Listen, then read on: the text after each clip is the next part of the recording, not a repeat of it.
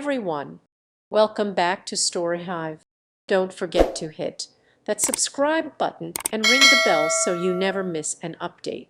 Let's jump into today's story. After 17 years, my wife cheated and pushed for an open marriage. I divorced her, and now she wants me back. I'm a 47-year-old male, and I was married to Lisa, who is now 42, for 17 years. However, we lived as a couple for only about 7 years. A decade ago, I caught Lisa cheating on me. She confessed that she had fallen out of love and wanted an open marriage. We have 2 kids. The elder was a toddler, and the younger was still an infant when this happened. It was devastating for me. She claimed that back-to-back pregnancies took a toll on her physical and mental well-being, so she wanted to freshen up. Unfortunately, her way of relaxing was to bring different men to bed. The divorce was complicated at that point with 2 little kids and my meager income. I decided to let her do what she wanted while I moved upstairs in our duplex house. We became co-parents of our children. It wasn't as hunky-dory as it sounds. We separated with a lot of bitterness and name-calling, mostly from me because she cheated. Eventually, we got caught up in work and life. A few months back, I met Kathy, who is 35 at work. She's my junior, and we vibed instantly. Bonding with her felt natural, and it wasn't a romantic relationship at first. We hit it off as understanding co-workers and spent time together beyond work, still as friends.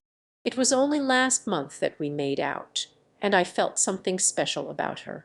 Since then, she has been crashing at my place quite often, which is concerning because technically Lisa is still my wife. We are still married. Lisa has gotten weird these days. Weird as in she's hanging around me whenever Kathy and I are together, commanding authority like a wife. I had to remind her that we are separated and that I get to do what I want, just as she has been doing for years. It's hard to describe what she's been doing, but let me try. One day, Kathy and I were having dinner in my kitchen when Lisa showed up and asked if she could join us. It became a super awkward moment for both of us. Kathy and I looked at each other with astonished faces. Lisa sat down with her plate without even waiting for an answer. We had dinner sitting like strangers, smiling uninterested at Lisa's stupid and forced conversation. Our dinner was ruined, but I gave her the benefit of the doubt, thinking she was just trying to fit in. Then there was another instance where she acted bossy, trying to impose her rights as a wife. Kathy and I were upstairs watching a movie when Lisa barged in and asked me to come with her. I asked what the matter was, and she said our kids needed me. The younger one had a science project to complete, and I needed to help him. I was astonished because we had split the schoolwork for our kids. I assist the elder child, and she takes care of the younger one. I told her I had already done my part for our elder son, and this was her responsibility. She got furious and yelled, "Is this kid not yours? Instead of helping him, you're here lurking around like a dud." This led to a full-blown argument between Lisa and me. Kathy got awkward, excused herself. After that incident, Kathy told me she wouldn't be hanging out at my place anymore, though we still meet at hers. But the thing is, why should I compromise my life when I've never raised a finger on hers? She has been leading her life however she wanted, bringing any Tom, Dick, and Harry to the house while I chose to look the other way. Now that I found someone to bond with, Lisa is acting like a witch and deliberately trying to break it. I confronted her the other day, and she said she wasn't bothered about my closeness with Kathy. She refused to acknowledge that she had been acting strangely and said I was overthinking. I told her if she continued to interfere in my life, I would consider getting a divorce. Tears welled up in her eyes, and she said she didn't mean to disturb us. She was just anxious about our son's unfinished project and was busy with work, so she asked for help. I told her that wasn't a call for help. She called up Kathy and apologized, asking her to come over. Kathy accepted the apology but drew her boundaries, saying she preferred meeting me at her place. I'm in a fix now. I want to get rid of Lisa, but I'm afraid she'll ruin my budding relationship with Kathy. I'm thinking of getting a divorce. The only reason I didn't go for divorce back then was that I didn't want my children to choose between their mom and dad. Now I'm wondering if I should prioritize myself over everything else, even my children, or wait a few more years for them to grow up. I'm not sure if Kathy would wait for me until then. I'm still angry with Lisa for opening the marriage and at myself for agreeing and not pushing back enough. All the joys of modern romance, where not so ex-wives crash romantic dinners and school projects become battlegrounds for marital disputes. Apparently your wife thinks an open marriage means inviting a rotating cast of characters into the bedroom while you're trying to salvage what's left of your dignity upstairs. It's the eternal conundrum of why we don't cut ties sooner with those who bring chaos into our lives. Sometimes it's the fear of the unknown or the comfort of familiarity that keeps us stuck in dysfunctional situations. And let's not forget the hefty price tag that comes with divorce attorneys. They're not exactly handing out free consultations. But hey, hindsight is 2020. Edit 1. Sorry for all the mumbo jumbo and missing information, particularly around Lisa's cheating and our separation dynamics. People are saying it's difficult to give any advice without clarity, so here's everything. It's going to be long. You can skip this part if you aren't interested in knowing the history. This was like 10 years ago, so I might miss some details here and there. 4 months after the birth of our younger son, Lisa started acting up. She didn't let me come close. She said she didn't feel ready for sex. Pregnancy and breastfeeding had made her averse to intimacy. I respected her decision, but she was also drifting apart emotionally. I suggested we seek couples therapy, but she shrugged it off, saying it was just her postpartum thing and that she would recover eventually. It was almost a year later when I lost patience and confronted her. I told her we needed to address the elephant in the room. She either goes to therapy with me or tells me the truth about what's wrong. She gaslighted the situation, saying I was being insensitive and spouting other nonsense, but I didn't let it slide this time and dug for the truth. I snooped on her phone, but didn't find anything concrete. She had deleted most of the chats and emails. I don't remember exactly how I got the clue, but one day she said she was going out shopping with her friends. I followed her car and found her cheating. She was sleeping with a young college student. I knocked on the door. A shirtless guy answered while Lisa was on the couch in her lingerie trying to cover herself. I held that guy by the neck and was almost about to punch him when Lisa intervened and pleaded with me to leave him alone. She cried that it wasn't his fault. He was just one of the guys she was hooking up with. It blew my mind. What the hell? One of the guys, she confessed to hooking up with a couple of guys. The guy standing in front of me had no idea what was happening or that she was married with kids. We came back home, and I did all the things any man in my situation would do, not hitting her. I'm a man of no violence. I called up her parents and revealed the truth in front of everyone.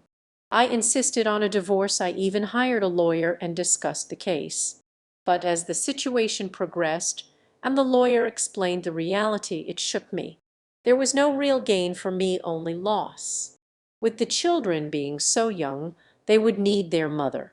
At most I could get joint custody, which would again be at Lisa's mercy. She could dictate the terms for me to meet them. Yeah, of course, I could knock on the courtroom's door if she didn't comply with the court order, but how many times would a normal man want to get into this law and order thing? We live in a no-fault state, so there was no moral policing for her. I still had to pay alimony, and child support was unavoidable. Basically, I would take care of all the responsibilities as a dad but be left at Lisa's mercy to spend time with my children. Lisa, on the other hand, was also against the divorce. She suggested that instead of divorce, we open our marriage and come back to each other whenever we wanted. I knew I never wanted her back, but divorce was unaffordable at the time. The only viable option was to separate and live as housemates and co-parents, so we did that. Though she chooses to call it an open marriage, I consider it to be a dead plant. We are separated. In the last 10 years Lisa has had many partners, though she claims nothing serious with any of them. I believe she had at least 3 partners who were more than just physical. They came home, and she went hiking and on vacations with them. It was not easy for me to cope with this arrangement, especially when I would see her with them or hear her talk about them. I decided to maintain a distance to heal.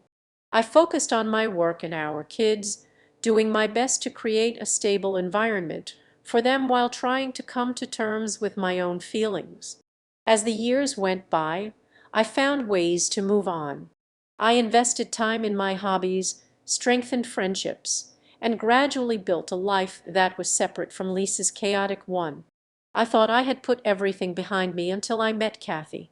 Our connection felt refreshing, like a breath of fresh air after years of navigating the murky waters of my past relationship.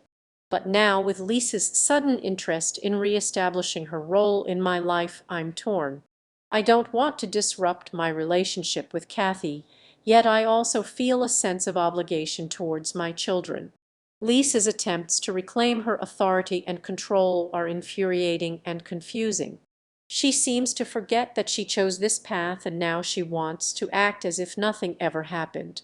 Kathy has made it clear she doesn't want to be in the middle of this mess, and I can't blame her. It's hard enough to start something new without the shadow of my past looming over us. I've had moments where I second-guessed myself, wondering if I was rushing things with Kathy, but our connection feels real and genuine. As I consider divorce, I wrestle with guilt about how it will affect the kids. I want them to have a stable home, and the thought of them navigating their parents' split is daunting. Yet, I also realize that staying in a situation that makes me unhappy isn't fair to any of us. It's a delicate balance putting my happiness first without compromising my children's well-being. Ultimately, I know I need to make a decision. I can't let Lisa's whims dictate my life any longer. I need to take control, not just for myself, but for the future I want with Kathy and the kind of father I want to be. It's time to stand firm and prioritize what truly matters. I had a long sleepless night after my last confrontation with Lisa. The weight of my decisions hung heavily on my shoulders. I kept thinking about my children, how they deserved a happy, healthy environment, free from the tensions of our past. The more I reflected, the clearer it became. I couldn't let fear hold me back any longer. The next day, I reached out to a family lawyer to discuss my options. It felt like a significant step toward reclaiming my life. We talked about custody arrangements, alimony, and what would be best for the kids. I needed to understand the realities of divorce, not just emotionally but also legally. Once I had a better grasp on what the process entailed, I scheduled a sit-down with Kathy. I wanted to be transparent about everything: my feelings for her, my struggles with Lisa, and my commitment to making this work. I needed her to know she wasn't just a rebound. She was someone I genuinely cared for and wanted a future with. When we met, I laid it all out. I talked about my intentions to move forward with the divorce and how much I valued her support. To my relief, she was understanding and willing to stand by me through the challenges ahead. It felt good to have someone in my corner who believed in our relationship. As I prepared for the next steps, I also sought out therapy for myself. I knew I needed to process all the emotions I'd been bottling up for years. It was time to confront not only the pain from my past, but also the hopes I had for the future. Meanwhile, Lisa's behavior became increasingly erratic. She would show up unexpectedly at my workplace or reach out to the kids, often using guilt as her weapon. I reminded myself to stay firm. I wasn't going to let her manipulate me any longer. Eventually, I found a suitable house for myself and the kids. The moment I stepped inside, I felt a sense of relief wash over me. This was going to be our home, a fresh start away from the memories that lingered in our old place. After discussing it with my children, they seemed excited about the move. I knew it would take time for them to adjust, but I was committed to making this a positive transition. Together, we planned how to decorate their new rooms and create a space where they could feel safe and happy.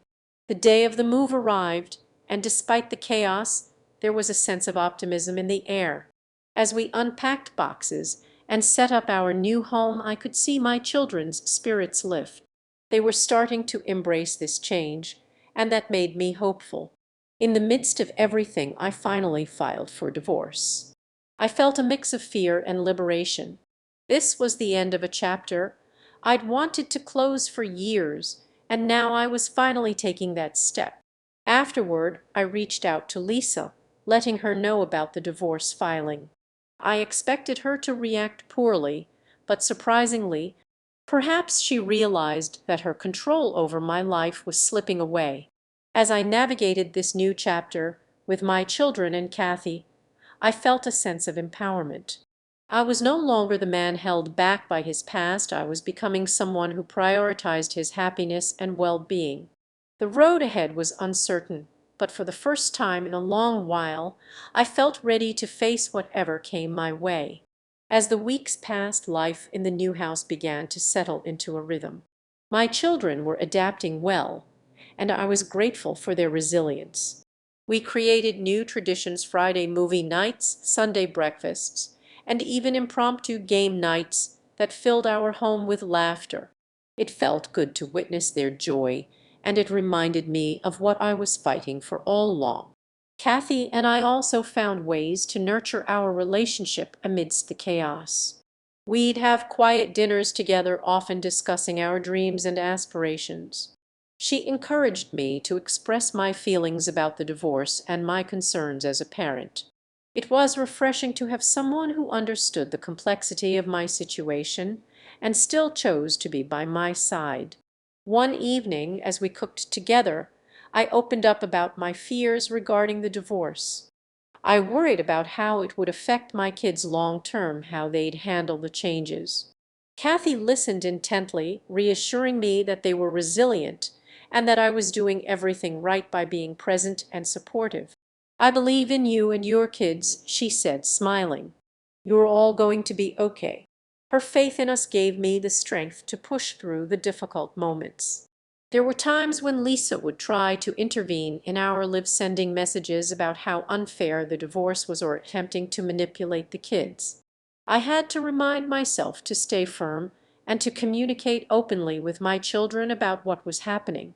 They needed to understand that we were all navigating this change together. Eventually, the day of the divorce hearing arrived. My heart raced as I sat in the waiting room. I felt a mix of apprehension and relief. When my name was called, I took a deep breath and stepped forward, ready to face this final hurdle. The hearing itself was surprisingly straightforward. The judge asked a few questions, mostly about the custody arrangements and my ability to support my children. I answered honestly, emphasizing that their well-being was my top priority. Lisa's lawyer tried to present her in a sympathetic light, but I stood my ground, armed with the truth of our past. When the judge signed the papers, it felt surreal. I was officially free from the ties that had bound me for so long. As I walked out of the courtroom, a wave of liberation washed over me. I felt lighter, as if a weight had been lifted from my shoulders. Later that evening, I shared the news with my kids. They were apprehensive at first, but once I explained what it meant for our family, their faces lit up with relief. They understood that we were moving forward together, and it was a significant step toward healing. That night, Kathy and I celebrated. We went out to dinner and talked about our hopes for the future. I expressed how much I appreciated her support during this turbulent time. "I wouldn't have gotten through this without you," I said, my gratitude overflowing. As our relationship deepened, I found myself opening up in ways I hadn't anticipated. I shared my dreams and vulnerabilities, and in turn Kathy revealed her own aspirations. It felt good to build something new, something that didn't carry the weight of my past. However, Lisa was still a variable in our lives. I knew she wouldn't just let go easily. There were moments when she'd attempt to contact me or the kids, often trying to instill guilt. I remained firm, reminding my children that they could always talk to me about their feelings regarding their mom. I wanted them to feel secure and not burdened by her actions. Over time, I noticed that Lisa's attempts to manipulate started to wane. Perhaps she was coming to terms with the reality that I was no longer her backup plan. I focused on co-parenting as best as I could, ensuring that my children had the love and support they needed from both of us, even if our relationship was strained. As I settled into this new life, I realized how far I had come. From a place of heartbreak and betrayal to a space filled with hope and love, I was beginning to understand what it meant to truly live for myself and my family. Kathy and I continued to explore our relationship, taking things at a pace that felt right. We enjoyed adventures together, from hiking trips to cozy evenings at home. Each moment spent together reinforced my belief that I was on the right path. Despite the challenges that lay ahead, I felt more equipped than ever to handle whatever life threw my way. I had my children, my support system, and a growing love that was rooted in mutual respect and understanding. It was a new beginning. As the months rolled by, our family found a new sense of stability. The kids thrived in their routines, and I watched with pride as they adapted to the changes with grace. Kathy became a constant presence in our lives, not just as a partner for me, but as a friend and mentor to my children. They warmed to her quickly, and it was heartening to see them build a bond. One sunny Saturday, we planned a family outing to the park. The air was filled with laughter as the kids played, and I felt a profound sense of contentment watching them. In that moment, I realized how far we had come from the turmoil of the past. I felt grateful not only for the new life we were creating, but also for the lessons I had learned along the way. As the sun began to set, casting a warm glow over the park, I gathered the kids and Kathy for a quick group photo. As I looked through the lens, I captured the joy in their faces. It was a snapshot of our journey, a testament to resilience and love. Later that evening, as we sat around the dinner table, I reflected on the past year. I spoke to the kids about the importance of embracing change and finding strength in each other. They listened intently, and I could see that they were processing everything. We ended the meal with a spontaneous dance party in the living room, music blaring and laughter echoing off the walls. In the quiet moments that followed, I took Kathy's hand, looking into her eyes. "Thank you for being part of this journey," I said sincerely. She smiled back, her eyes shining with understanding. "We're just getting started," she replied. With renewed hope, I understood that while life would always have its challenges, we were ready to face them together. The ultimate lesson I had learned was about the power of love, both for my children and for myself. We were building a future filled with laughter, support, and a deep appreciation for the moments that mattered. As I tucked the kids into bed that night, I felt a profound sense of peace wash over me. They were safe, happy, and surrounded by love. I whispered good night and closed the door gently, knowing that whatever lay ahead, we would face it as a family, stronger and more united than ever. Thanks for tuning in to today's Reddit story. If you enjoyed it, please give this video a thumbs up and share it with your friends. And if you haven't already, make sure to hit that subscribe button and ring the bell so you never miss out on more amazing stories. See you next time.